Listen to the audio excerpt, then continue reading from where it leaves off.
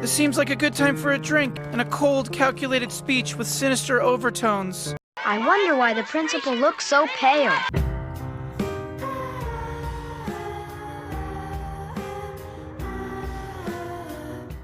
Well, I think it's important to be clear.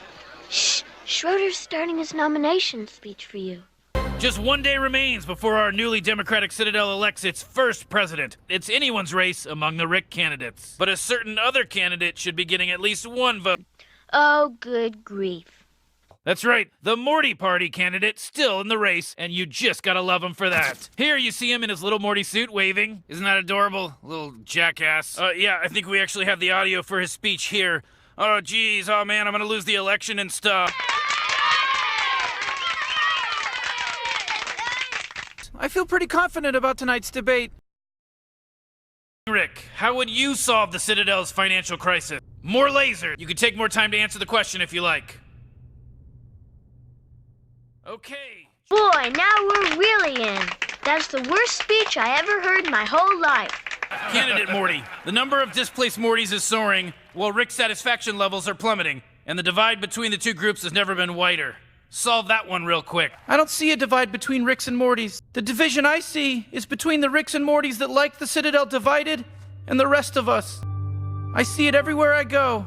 I see it in our schools, where they teach Mortys we're all the same because they're threatened by what makes us unique. I see it in our streets, where they give guns to Mortys, so we're too busy fighting each other to fight real injustice. I see it in our factories, where Ricks work for a fraction of their boss's salary, even though they're identical and have the same IQ. The Citadel's problem isn't homeless Mortys or outraged Ricks. The Citadel's problem is the Ricks and Mortys feeding on the Citadel's death. But I've got a message for them. From the Ricks and Mortys keeping it alive. A message from the Ricks and Mortys that believe in this Citadel to the Ricks and Mortys that don't. You're outnumbered. I wonder why the principal looks so pale. I don't believe it. I can't believe it. I know. That's why you're fired. Morty, what's your original reality and where's your Rick? Gosh, we moved around so much it's hard to remember. I see every Rick as my Rick. I hope they see me as their Morty. This seems like a good time for a drink and a cold, calculated speech with sinister overtones. A speech about politics, about order, brotherhood, power. But speeches are for campaigning. Now is the time for action. I wonder why the principal looks so pale.